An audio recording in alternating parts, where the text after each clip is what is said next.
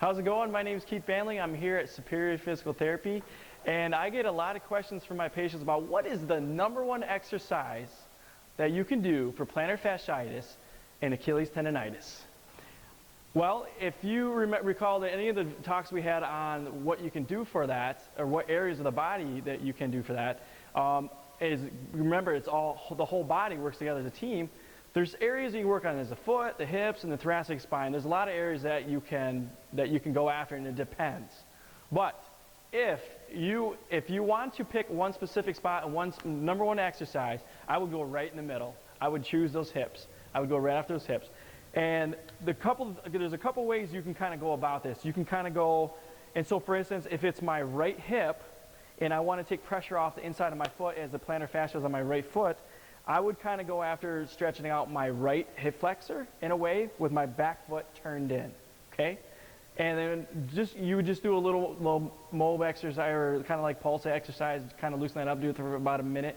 Another one you can do is you can actually like lean against the wall of some sort, and that foot's going to be behind you again, okay? Turn it in just a little bit. Take your opposite foot, and I want you to rotate across and tap your toe just like that. And just by doing that, you're causing that little bit of the internal rotation of the hip, which is also going to cause, as a chain reaction, it's going to cause that foot to supinate, and it's going to take some pressure off the plantar fascia and to help relieve the Achilles tendon a little bit. And what it's doing is it's cinching all those bones together, all those 26 bones that you have in your feet, or your foot, and it's cinching it together to make it a strong structure, so when you walk and you push off, you have something to push against. If it doesn't all lock together and cinch together, the plantar fascia gets irritated, or the Achilles tendon, or there's something that's going to have to support the foot so you can be able to propel and push off, okay?